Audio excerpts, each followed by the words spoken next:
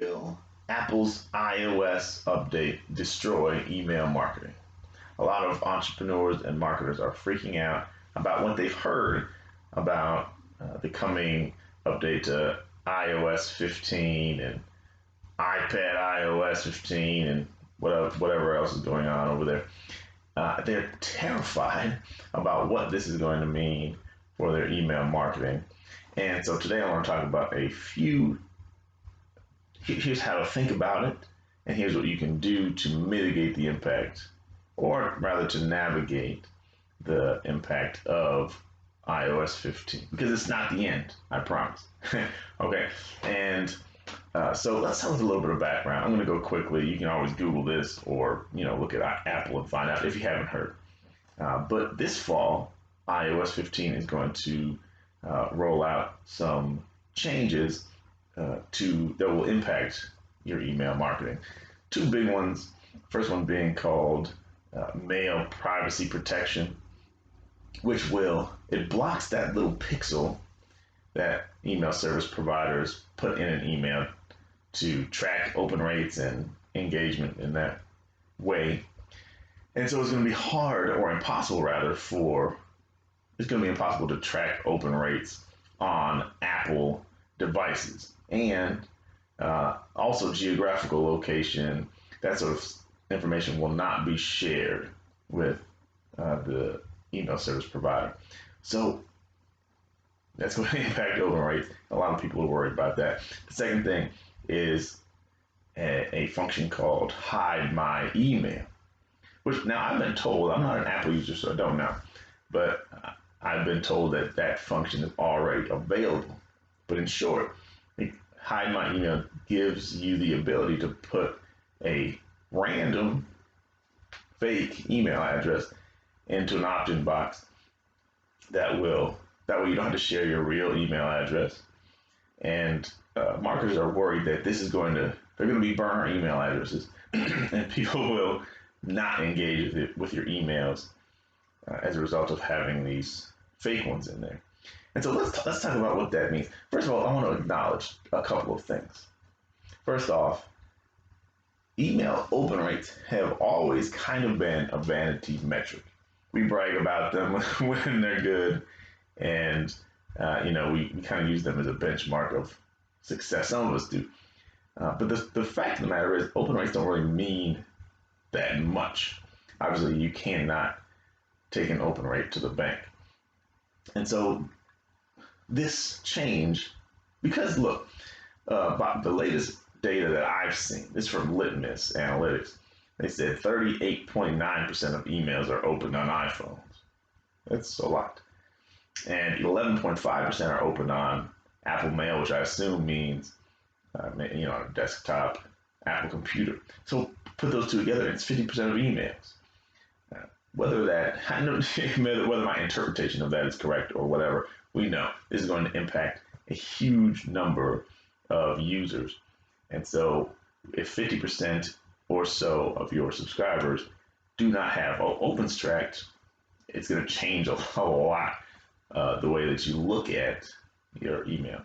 And so we're going to have to focus on something other than open rates. And I'll tell you what that is in a second. The other thing is this fake email address. Let's face it, everyone already has burner email addresses. We all have one or more email address that we use when we don't want to give our real email address and we don't want to engage with a brand like that.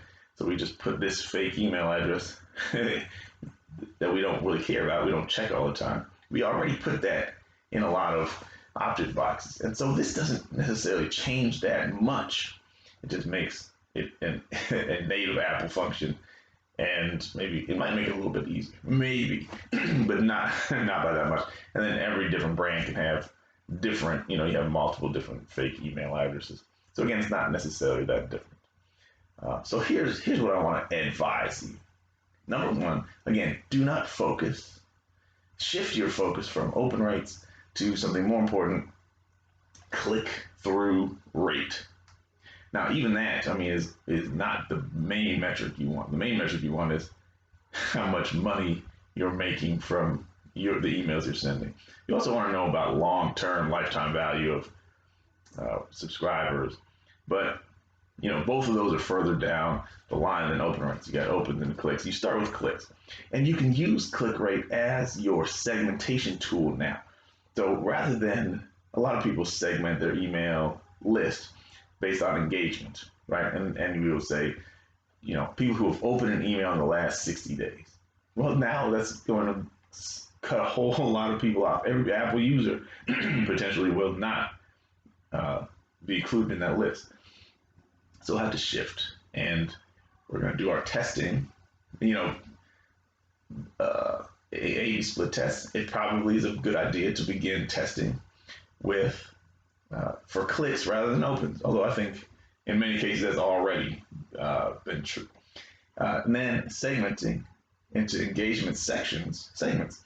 You want to use people who clicked a link in an email in the last 60 days versus opens, which means secondarily we will have to be more intentional about getting clicks. And one quick idea that not enough people use, but you can certainly begin using. We have some time. These changes aren't coming out till fall, supposedly. So we have some time to work on this. But writing really short, intense curiosity emails, short meaning, it could be as short as 35 words. It could be 100 words. After that curiosity, you tend to start giving away more, and curiosity goes down. But short emails, I have singing in the background. I apologize if you can hear that. There's short emails with high curiosity, and you don't tell the story in the email. You don't give away the hook. The world is about to end. If you don't do these 3 things, you're going to be in trouble, and click here to find out what they are. That's not great copy. It's okay, but you see what I'm saying? That you don't know what it is. The subscriber can't guess what it is, and they need to click. And so on a regular basis, short emails that force clicks like that will force engagement that you can track.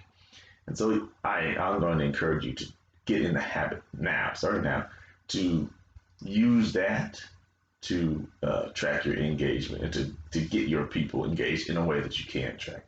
It's also a good idea, I've said this for years, to use that kind of curiosity from time to time to drive email subscribers to a more potent selling device. If you have a really strong sales page, video sales, letter, whatever, trying to sell an email sometimes detracts from the effectiveness of the next page, because if you spend too long selling the email and aren't as effective, you miss the chance to sell them in the video sales letter or what have you. So short, curiosity-based emails driving clicks, that'll be a great way to track and to track engagement and to keep people in segments based on engagement that we actually are able to track based on iOS 15. So that's the first thing. The second thing is we're going to have to focus more. This has always been true, but I'm hoping that this change will help us focus more on adding value in every single email. So I'm going to do this very quickly because I don't want this video to be too long. But before people even give you the email address, you have to communicate to them that when they give you the email address, they're going to get value. They're not going to get only pitches. They're not going to get only transactional emails. They're not going to get only boring updates about your secretary's birthday or whatever.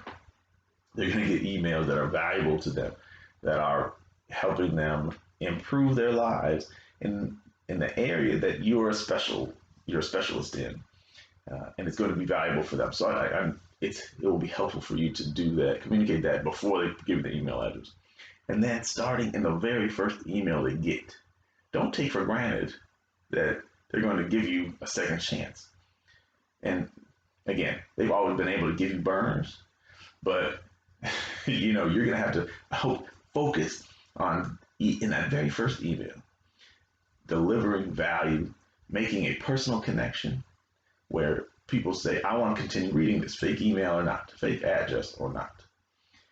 And so let them know there's going to be bonuses coming, there's going to be critical information coming. There's going to be market developments, things that they need to know about. Stay plugged in, and you're going to get value. You're going to get motivation. You're going to get entertainment. You're going to get whatever value that you're going to be able to provide for them. Let them know it's going to be valuable at each touch. So let them know that and begin in the first email to demonstrate that. And then continue to do it. So I'm not saying you can't send pitch emails. Of course you can. But you need to add value on a regular basis. You should still pitch probably in every email or give them a chance to buy in every email. But value. And that includes what's valuable to them, not what's necessarily just interesting to you. And that will take many forms. I won't tell you what that is, but don't take for granted that they're going to keep reading. They're going to stay engaged. It's up to you to tell. I want you to tell stories.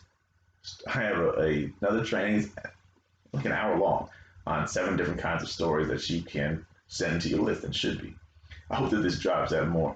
Make a personal connection to whatever extent that's possible for your brand so that people want to stay connected. And the fact that they have a fake email address, who cares? It still gets forwarded to their main inbox, and they're going to just want to keep reading the emails because they feel a connection to you and the brand, or they see the value for their lives that they can get closer to their goals, or they can get further away from their problems when they read your emails. And whether they buy from you or not, there should be value in there. So again, it's not going to be the end of the world. It's not going to be the end of email marketing. It just forces us to shift our tracking and maybe shift our mindset a little bit to focus on, what's going to be measurable and what's going to be long-term sustainable. So one more thing that I'll say, it sometimes feels like the big tech guys are out to get us. Apple's coming for our neck, and Google, who may implement something similar to this in the future, because it wouldn't be a good look for Google to let Apple be the privacy guys, right? Google will probably want to do something. I shouldn't speak for them, but they may want to do something like this to show that they're also looking out for their subscribers or their users' privacy protection. So we should be wouldn't be surprised if you see a similar update to Gmail in the near future. So in that case, we won't be able to get any open rates. We'll have to really have to focus on clicks, and really have to focus on getting engagement outside of the inbox, so we can track that and get engagement there. So keep that in mind, and keep doing your thing. This might be a good thing, an opportunity. If your peers, your competitors don't do this, they're going to be messed up. And if you shift to be high value, high personal connection, high curiosity, did I say that already? Then you're going to win. And so I just want to encourage you to keep doing your thing. Don't let fear mongers. I saw an article that said Apple is trying to kill email marketing. It feels like it. That's what I started saying. It feels like they're out to get us. They're really, maybe they are to an extent, but really it's for privacy purposes. We got to respect that, and let's just step up our game and rise to the occasion so that we can deliver on these things. I'm curious to know if you have any tips, you have any questions. How are you thinking about iOS 15? How it might impact email marketing? I don't think it's going to be as serious as the iOS 14 update was for Facebook ads. But I'd love to hear your opinion and any tips that you may have in the comments. Thanks for watching.